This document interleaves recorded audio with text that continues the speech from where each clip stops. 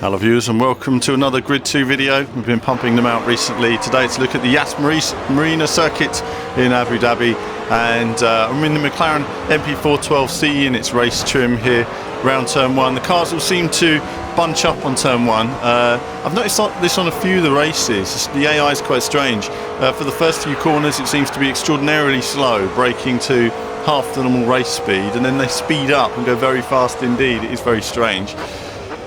So then, racing around this circuit, as many of you will know, some of you may have even seen my F1 round here in the past. I know this circuit very well, and I can run F1 on it all day long, never crash now, just perfect laps. You get like that when you practice as much as I do on some of these racing games and you have to make these videos. This is my first time playing it on Abu Dhabi on Grid 2, and I had one restart before this where I just wanted to investigate it, and it didn't quite play in the way I was expecting to. Some of the braking points were very different indeed, as you might expect to a point, but it's the way you drive the car. I'm being progressive. I'm driving it as if I was in a sports simulator, if you like, as if I was in the F1, something like that, in terms of progressive power. In through this section here, it's a completely different feeling. It's almost like the car kind of swivels around the corners rather than drives them. And though that handling may lend itself well to the street racing tracks, it doesn't feel the same here. I mean, take that section there, it's very flat, there's no positive camber, the track's a bit wider than it is, it lacks a lot of the gradients of the F1 games. It's almost like they've taken Abu Dhabi and they've taken out the key elements of the track surface and made it very, very plain indeed. So it's certainly an interesting representation. There again, no positive camber on the final corner. So the track is very flat, it's very bland. It's very much built around the handling model that they've got here. This turn 1, should I say, get it out, is a little bit harsher here than I would expect as well. Over the crest, and you want to be smooth through here, but you see how I turn the car in, the back end wants to step out. So they want you to brake, turn in and slide around that corner every lap. It doesn't matter how you want to drive it, there is a specific way. And for me, this is just a track where I just find that it just doesn't really click with me. Not in these cars. I am going to try it in some of the other cars. I've pulled away, so obviously I would have to play this on a harder difficulty setting to get a real challenge. This is being played on the medium difficulty setting on the XB360 version, and now it's just a case of, now I'm in the lead and I'm finding the handling quite curious, and the way it wants me to drive. I'm going to start experimenting more. So I'll experiment with braking zone, braking earlier, braking later. I'll experiment with how to accelerate into corners. Do I turn in? Can I turn in at full speed on certain corners that I wouldn't normally?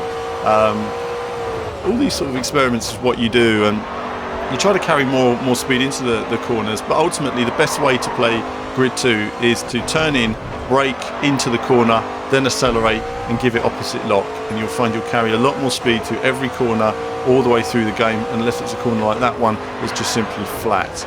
So power sliding this would be much quicker than I'm going right now. This is not world-beating lap times.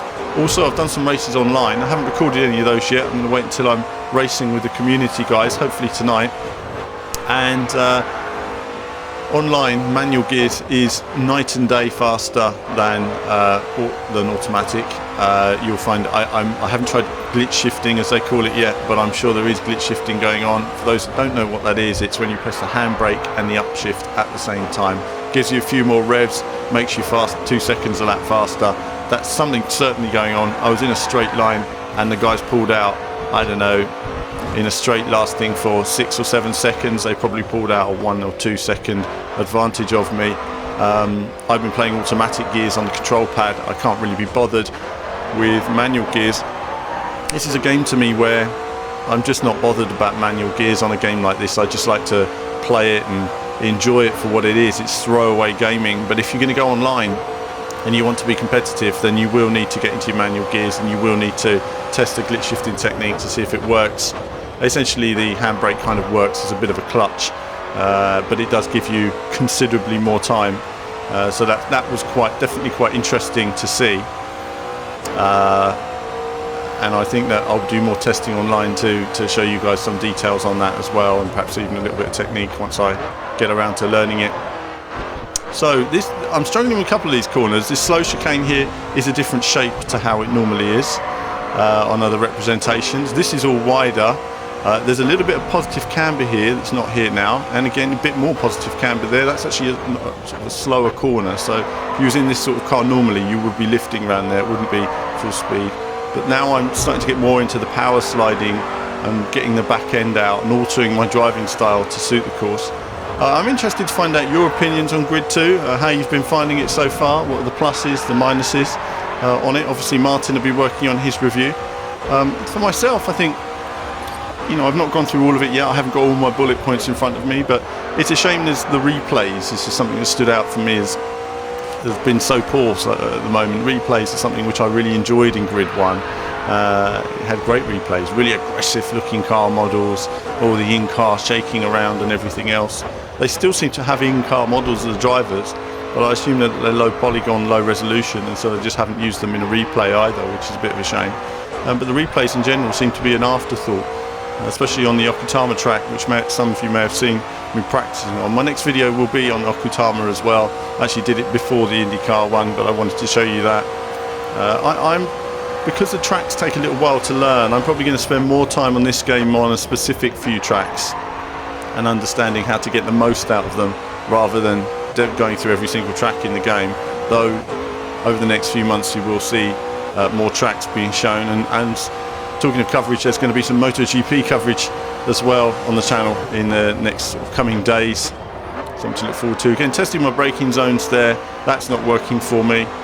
I just haven't got it with this car. I'm just not feeling it. I'm not feeling the layout of the course. A bit like Brands Hatch. It's one of those. Brands Hatch again is very similar. It's very wide.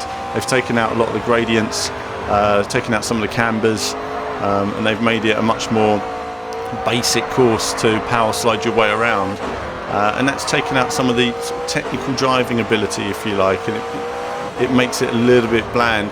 Though I will say, to master it, you will need to put in a lot of skill to really understand how to absolutely maximise it. It doesn't matter if it's an arcade game or a simulation, you do need to put your time into to maximise your speed and understand what gear you can go into every corner, how much speed you can carry into that corner. Some of these corners you can be flat through, and I just haven't tried. Like here, this is probably a flat corner, you know, and I just don't get it at the moment. I find that you can do that, but there's a number of different approaches onto how to play this game, and I think if you go through those, you'll probably find there's an extra 10 or 15 seconds a lap.